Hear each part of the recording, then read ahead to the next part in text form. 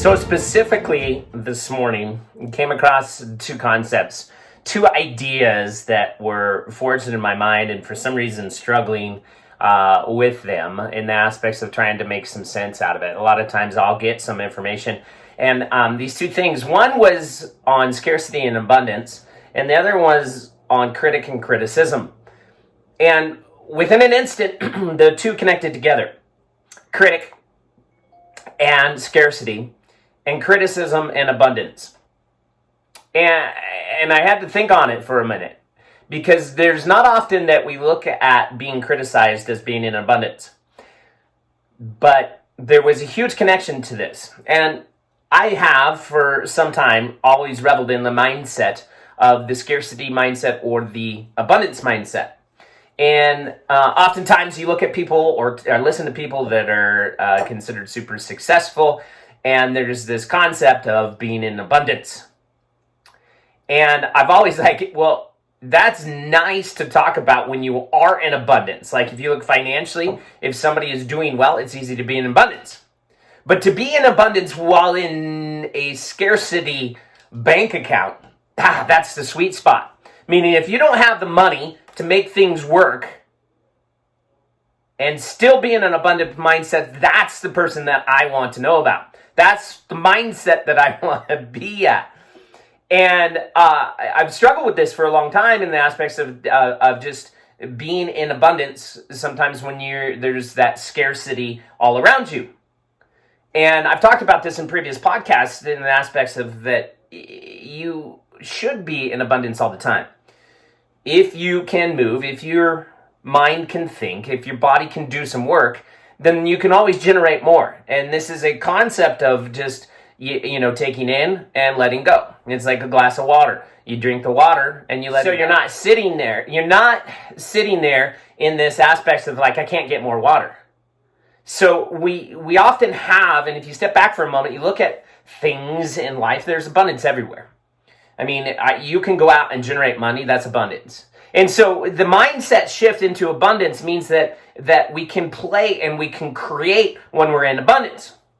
And oftentimes when we're scarcity, we constrict, and there's actually been shown that we have actually constriction to our frontal lobe, so we actually cannot recall, we cannot think very well, we cannot do what we need to do.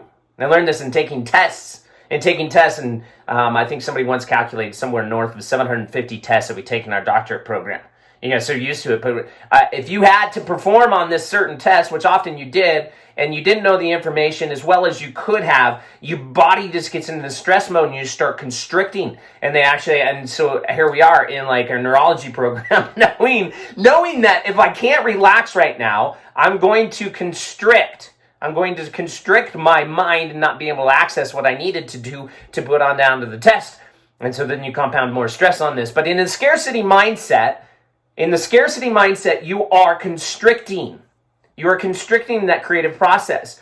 There's nobody you're worried about what? You're worried about trying to survive versus actually in a thrive mode of being able to create in abundance.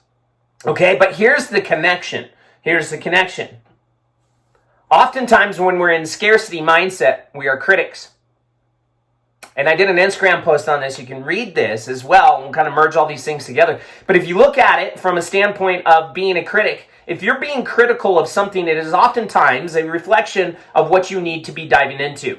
I'll say this again. If whatever you're critical of right now, whoever you're critical of, they are just a reflection of what you yearn to be. And you're being critical because you're not doing it. You didn't have the guts to step up and step outside the box and be able to be in that realm, to take the risk, to make the move, to go the direction that your soul wants, that your heart yearns for. And so what do? We pick apart what we want to be in somebody else. And then we actually justify being critical as however you want to do it, discernment or what have you, in the aspects of trying to sedate the guilt and shame that we're going to stack on ourselves, typically for not doing what our sole purpose should be. So there's a tip in this. But let me explain the other side. When you are in the zone of being criticized, you are often in and outside the box. You are outside the box creating. You're engineering. You're innovating. And you could give a shit less about what other people are saying. Most people that are being criticized don't really care about the critics. Why? Because they know there is so much resistance diving into the criticism that would distract and keep them away from being creative. And so they continue to be creative, they continue to be outside the box, they continue to innovate and go the direction based on the sole purpose, based on what their heart yearns for, based on what they want to do, and not what society seems to actually think they should conform with and conform to. You see, I spent most of my life trying to actually fit into that, to fly under the radar, not to be criticized. Spend most of my life not trying to be criticized. And most of my life, not living on a purpose, not living on the direction. I conformed. I conformed to a profession. I conformed to schooling. I conformed to the way I was supposed to act and interact. Putting on 1,000 masks that were never mine, but now here, in the world of stepping up and being criticized, I find peace and joy. And I say that out of love. And I've been criticized a lot more lately, which is good. And I even subject myself to criticism. Right? Doing these podcasts and putting posts out there opens the door for people to go, ooh. And behind the scenes, sometimes they're public about it. Sometimes they're behind the scenes. Well, he's this and that, and he did this, and I saw him out doing this, and it's fine. It's good. Put it out there.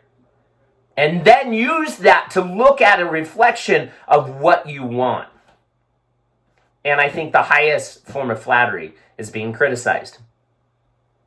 Because you're in abundance, and people see in you a reflection of what they want in their own life, and that's why they criticize.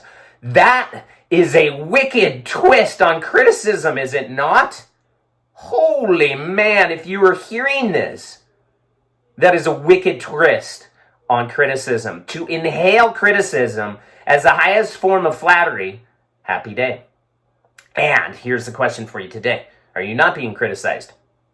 Because if you're not being criticized, you're probably not living on the edge enough. You're probably not stepping into you, being you, and stepping into bold and being bold and taking a stance, not caring what other people care about you, taking a stance on what you know to be true, what your heart wants to follow, and what your soul is actually seeking. There it is. The tip and the trick for you today is, are you a critic or are you being criticized? Are you a critic or are you being criticized? If you're being a critic, right now, write down what you're being critical of. Go back to that Instagram, Facebook post and look at what you picked apart. I don't care if it was the clothing. I don't care if it was the way what they said, the way they act, all those types of things. Write it down, because that is the mirror of what your soul is seeking and what your heart yearns for. And let that set in. You got to let that set in. And if you're being criticized, stay there. Congratulations. Enjoy it. And continue to innovate, continue to create, continue to engineer, and be you. Be all of you. That's all I got for you today in Love and Light. Tips and tricks to move you out of just surviving into thriving. We'll talk to you next time.